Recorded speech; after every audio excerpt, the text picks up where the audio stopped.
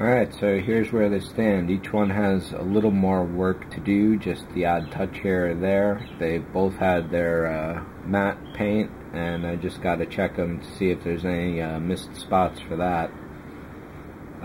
Still to do is the toe pad here.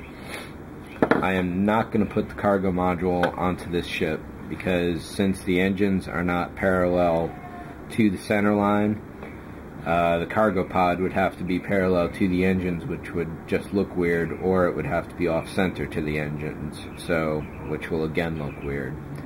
So this was a learning experiment, and definitely I will build another one of these because I do want to get that parallel issue corrected, and I can see a couple ways to upgrade the method that I used to get it parallel to each other, no less. So I just have to now get it parallel to the hull, and then that will be good. I still have to paint the buzzards. They're all going to go gold for the Franz Joseph collection, so when I finish the Dreadnought, those will go gold as well.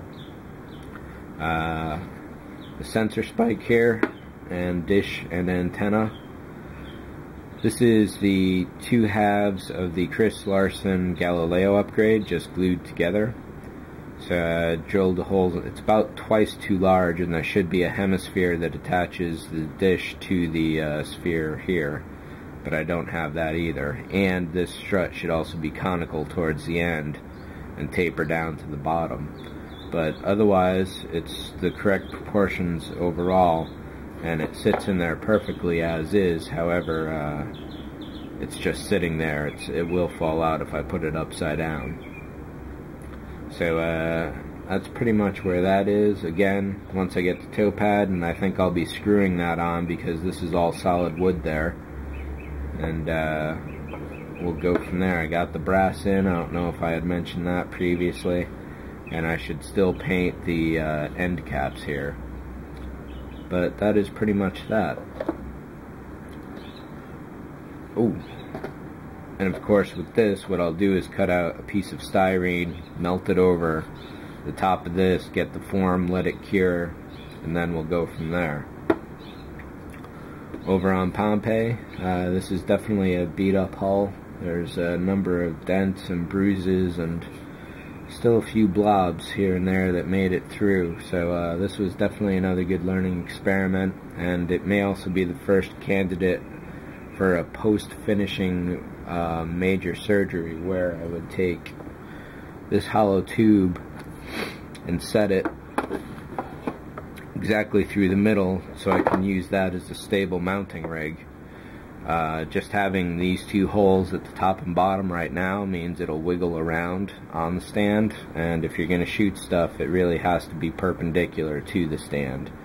So if doing the post-finishing surgery on this works, then there's a couple other models that I may try it on, because that would definitely be a valuable tool for me at this point, and practice for doing all the next ones in the future.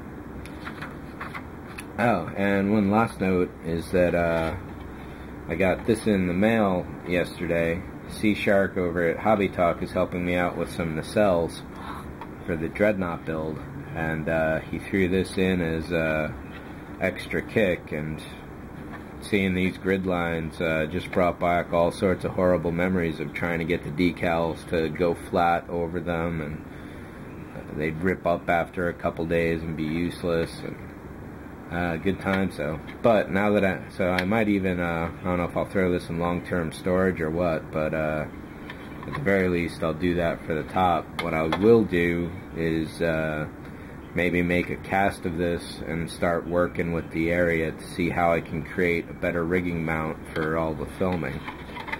Other than that, that's it. Thanks for watching. There may be another update somewhere before the green screen session, but we'll see where that goes then. Thanks for watching.